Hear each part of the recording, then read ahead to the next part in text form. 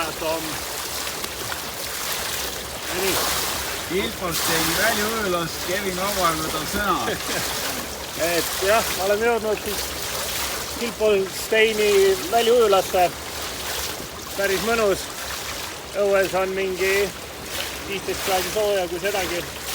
Ja vees on mingi 24, et ilmaga lihtsalt kannatub väga hästi olla siin. Et Tom muidugi pani ka lihtsu selga, et natuke kiiremaks ise minna, et tegelikult on mõnus. Ja midagi. Päike hakkab ka välja tulema ja kava on ka juba ühe kolmandiku peal, selleks, et on veel minna.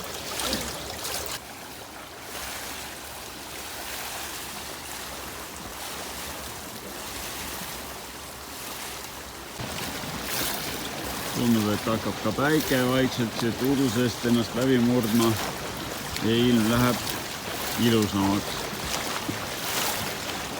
Basseini vesi peaks umbes 24 kraadi olema. Peaaegu ideaalsed tingimused basseini ujumiseks.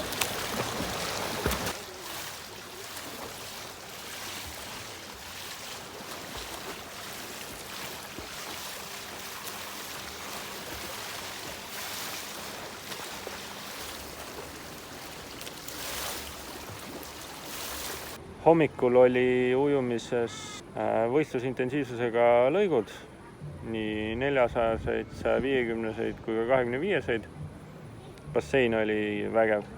Kui õhk on 14 ja bassein 24, siis vesi oli väga soe ja just see vaatepilt ja basseini kiirus oli väga-väga mõnus.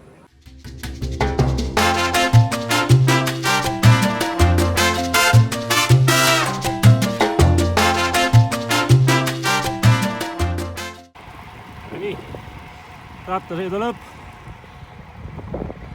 ja seal on kirjas Welcome home triathletes.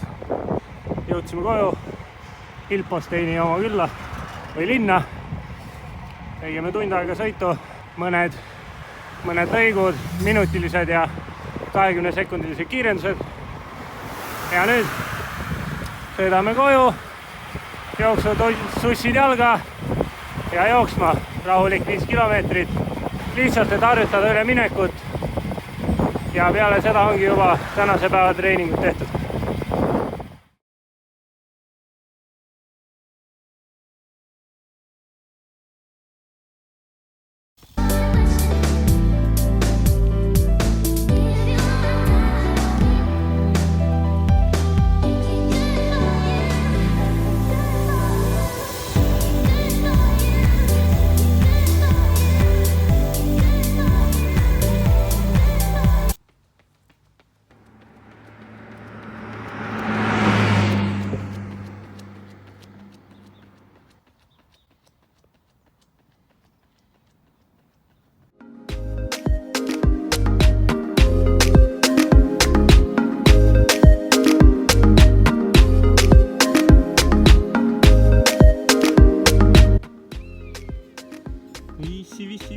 Vissi.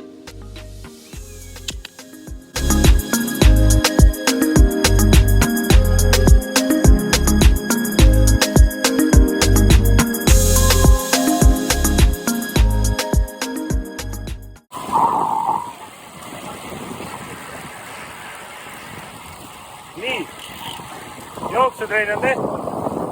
Nüüd olime ratastega peale sõitma rahulikult 25 kilomeetrit. Nüüd me jõudsime sellisele teele, mis on keldrikuks teeks nüüd tehtud, aga varem siin oli raudtee ja siin rongid sõitsid ja vagunid ja kõik asju transpordid. Tänapäeval on mindud seda teed, et inimesed saaksid ratastega siin sõitma jooksa ja tugevaks tehtud. Ühest linnast teise ja nüüd see tagama. Ühtegi autot ei ole, loodus, linnud, oravad, kõik.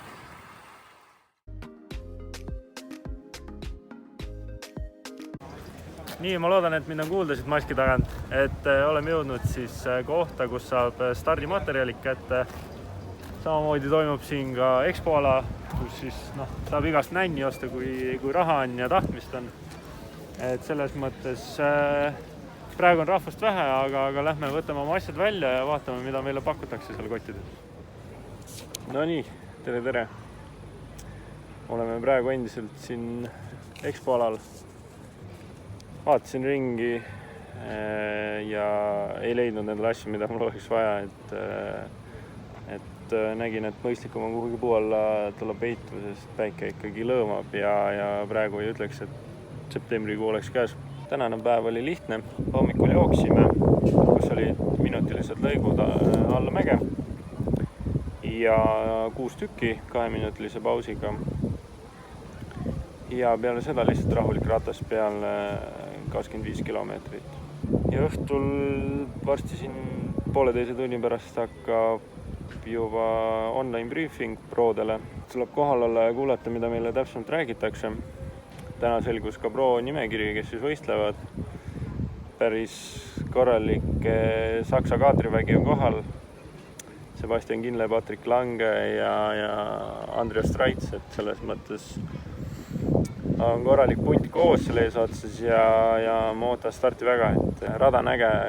Ise olen 100% valmis nii vaimselt kui füüsiliselt, et saab siuke mõnus 8-tunnine pingutus tulema ja ma loodan, et selline video, kus on 2 päeva kokku pandud, on võib-olla isegi kokkuvõtlikum ja lõbusam ja kõige lahedam on see, et terve kõik külad ja Rotilinn ja siis nii-öelda ülejäänud siin lähiringkond ikkagi elab selle võistluse rütmis, et eks võistluspäeval ole näha, missugune rahvas raja ääres on ja mismoodi on lubatud raja ääres olla, et nii palju kui teised on siin kõrval rääkinud, siis ikkagi kõik elavad kaasa kõigile, et see on ikkagi nende jaoks väga tähtis sündmus siin. Siit võib asjad kokku pakkida ja juba õhtul taastuma, sööma ja juba järgmiste päevade juurde.